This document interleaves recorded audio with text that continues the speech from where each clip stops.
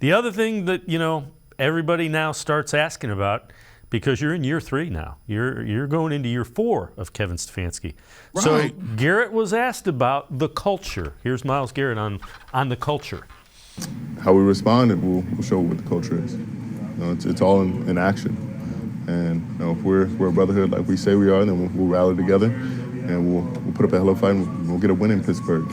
So we got to show it. Myles, going off of that, why do you think so many players have spoken out since last year? It's something that happens consistently. It's not necessarily normal in this league.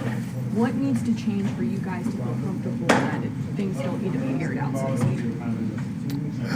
There's got to be better communication across the board, and there's got to be, a steady dose of leadership from the top down. And we've got to squash all this before it comes to a figurehead like this. And there shouldn't be a lot of instances where stuff like this happens, especially with this group of guys. How talented we are, and the level of leadership that we do have here, from all across the board. G. Bush, the older you get, you realize every business is a people business, and that's what he's saying. When he's saying communication and leadership, it's about being able to tell people what you expect and hold them accountable. There it is. And sometimes I do these, these long talks, and I create these videos, and I just went back to entertain myself and go back and look at Pat Sherber and Chazinski and just look at some of the guys, Patton, Hugh Jackson.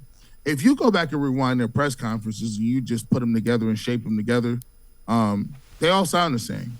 They all sound very similar. They're dismissive. There's no life to it. There's a little sarcasm in the way they answer your questions. They make people feel like you're the dumbest people in the room when you're asking questions that just run-of-the-mill questions that are regular football 101 questions. They refuse to answer them as if those questions are below them. And I always think, why don't people learn from their predecessors? You don't have to make the same mistakes that Hugh Jackson did.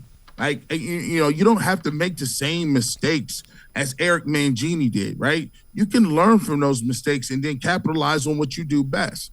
And so when I'm sitting here watching this Cleveland Browns team, and they're talking about leadership from the top down, why are we not having open dialogue about what are we supposed to be doing on defense? Why are you giving up these points? How many points are you giving up? Because what'll happen is people tune you out.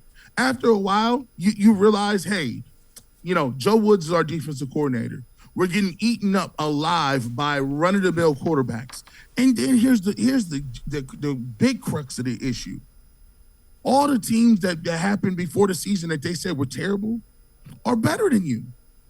So I look at the last week, right? And we're like, oh, man, can the Browns get back into it? Now, remember this. They don't have a tiebreaker against anybody. They lost to the Patriots. You lost to the Jets.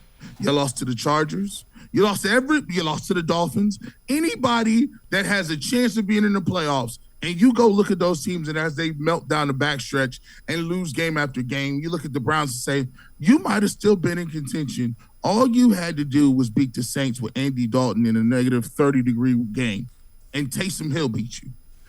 Those things get frustrating, and people just start tuning people out. I can't do it no more.